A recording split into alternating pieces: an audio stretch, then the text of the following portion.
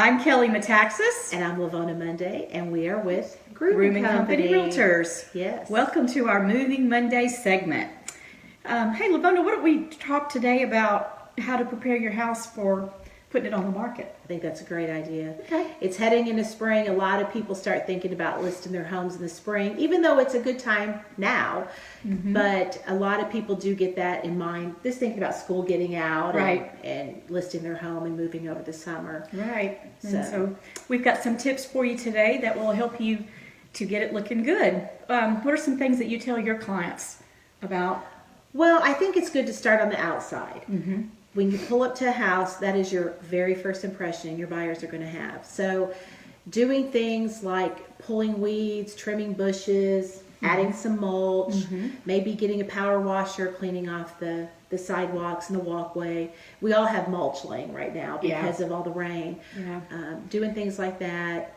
Around your front door, some of the things we suggest is if you have a door that needs to be stained or painted and it's in need of that, it's faded or chipped, you might want to go ahead and do that. Paint your door. Have a pretty decoration on the front door, maybe something that's seasonal for that time of year. A new mat. Yeah, new mat's good. Even, just put a little potted plant there, to show some color. Right. It's hard to plant right now with the weather changing, but those little things can make a big difference. Cleaning your windows and your screens, and that'll help on the inside as well because it's going to allow more light in when your windows are clean. Right.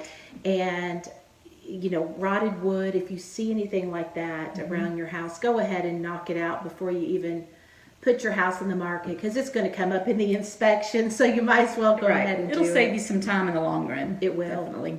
It will. And if you're too busy to get out there and do those things, that's why you have an agent. We can refer you to people. I'm sure you know some college kids looking for some extra money. Kids are thinking about mission trips this summer, trying to raise some money. So there's ways to get help on those things if you can't get them done. We can always find you somebody to help you out. That's right. That's what we're here for. We're here to help make the selling process easier for you. So we would like to take as much off of you as we can. That's right. You let us worry about those. That's right. That's right. We're good worriers. That's right. That's right. Well, and I think too, when you walk into the front door, once your agent gets you in the front door, because I struggle. Yeah. I had a customer say to me, "Do you struggle with every door?" I said, pretty much. You get used to your own front door, and then That's everybody right. else's That's has right. got to. Each one of them has its own little nuance. So just remember, while your agent is struggling, that the buyer is looking. Yeah. So that's why we talk about the outside so much, because that's what they're seeing, and you want them to feel like they're walking home coming home in the front door when they get there, and if it looks good, they're ready to see the inside. When they're moving into the house, they're wanting to have that feeling of, yes, this feels like my home. So you want it to be warm and inviting, and So one of the things that I usually tell my buyers is when they're preparing their house, if they could, walk around with it with the eyes of a buyer, not the eyes of a home, that you live there. Right. So go in and, look around the house, and if there's something that you see that you think as a buyer you would notice, then, you need to, spruce it up, just make it look warm and inviting. Add some throw pillows to your couch, blanket pops of color. Yeah, pops of color. Things like that. Put away, if you have a lot of family pictures, just things that maybe have your children's names on them, just things like that. Go ahead and put them away. That way it's not so personalized, and the buyers can picture themselves and their belongings in there. One of the other things too that I think is important is, if you live, let's say if you live in a 1,500 square foot home, you want that home to appear bigger than that, because they want to be able to, imagine their furniture in there. So if you've got in your master bedroom, if you've got a lot of the really large furniture, think about maybe taking out a piece or two that will make it look bigger. You want every room to appear bigger than it actually is. Right. same with like closet space and storage. That's so important to people. So take that time to straighten up your closets. If there's things on the floor, spread your clothes out so they don't look cramped in there. If you need to get a storage facility for a short time, might not be a bad idea. Yeah, definitely. You only have one time to make that first impression, so you definitely want to do that. Well, and that brings me to the point of having a professional photographer, which your agent usually will suggest, but I think it's a really good idea to have a professional photographer and not using your own cell phone. I mean, these days the cell phones take great pictures, but a professional photographer knows how to fix the lighting, the color, just to make it look its best. So when you have that done, when you have your professional photographer to come into the home, you want it to look picked up. One of my personal pet peeves is looking at pictures of a home and the bed's unmade, or what they had for breakfast is still sitting out on the kitchen counter, dirty dishes in the sink. That's not appealing. I mean, personally, if I were looking at pictures like that, I would just go right by it. So you want the house to look picture perfect. Because when we put them in MLS, they're going out to all the search engines. Yep. So it's the world is seeing those. And I mean, we understand you're still living in the house and you have to, a lot of times there's children, and we understand that, but just keeping things cleared off the counters, off the bathroom counters, in the shower, those kind of things. It just makes a big difference. And people are going to open your cabinets, they're going to open your drawers.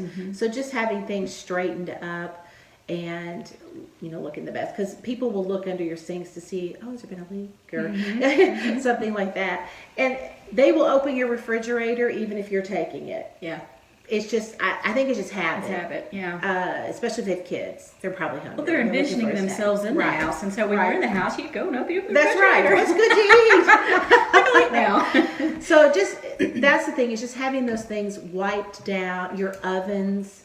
That's cleaned out. Speaking of that, that's one of the things I know when I sold my house. You just have to prepare to get up an extra 15, 20 minutes earlier. And every morning before I left the house, I had some Clorox wipes, just like that. I wiped down every toilet. I wiped down every counter. And it really doesn't, it doesn't take much time to do that. You just, when you're finished getting ready in the morning, wipe it down and you're good to go. One thing I haven't noticed is people don't look under beds. So if you need to put things under the beds, that might not be, as long as you have a bedspread that comes down long enough. Or a skirt, Exactly. That's a good idea, But, it wouldn't hurt to just deep clean your house right before you list it. We like to do open houses right when they're listed. So if you do it right at the picture time, it looks good. Cleaning your baseboards, the door frames. I know I have like a design on my doors and they get dusty in there. And ceiling fans, pet peeve of mine. Right. Light fixtures, good light bulbs to bring in more light. And one of the things that you might also consider is if you have pets, not everybody likes pets. Not everybody wants to move into a home that has obviously had pets. Right. So it's good that when maybe you're having showings, if you could remove your pet from the property, take away any food bowls, litter boxes, if you've got dog food or cat food, whatever sitting out, make sure you've got it, hidden, hidden somewhere. So some people just really are afraid of cats, or they don't want to be around dogs, or they have children. So I mean, it's a good thing to do. Another thing. Maybe cleaning your carpet. Oh, yes. Rent a carpet cleaner or hire someone to come in. It just freshens it up. You just want your house to look clean, uncluttered, and ready for the next person to make it their home. And it's going to help you get top dollar. This is a fast-moving market right now. And if your house is A-game and priced right, it's going to sell quickly. And you'll get the best price for it, too. That's right. And we'll see to it. Yes.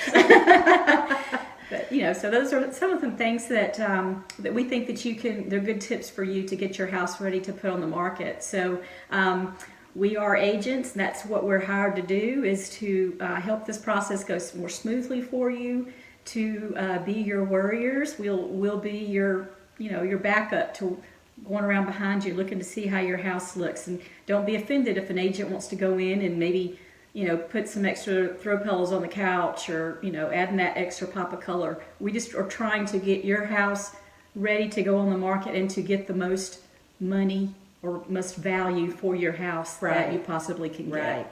Because there's nothing more of a compliment if someone's looking at your home and they just want to sit down on your couch. I mean, Yes. that makes them, they feel at home if Yeah. they want to do that. So Yeah. we would love to help you, and we're available to answer questions. But give us a call. I'm Livona Monday. And I'm Kelly Metaxas.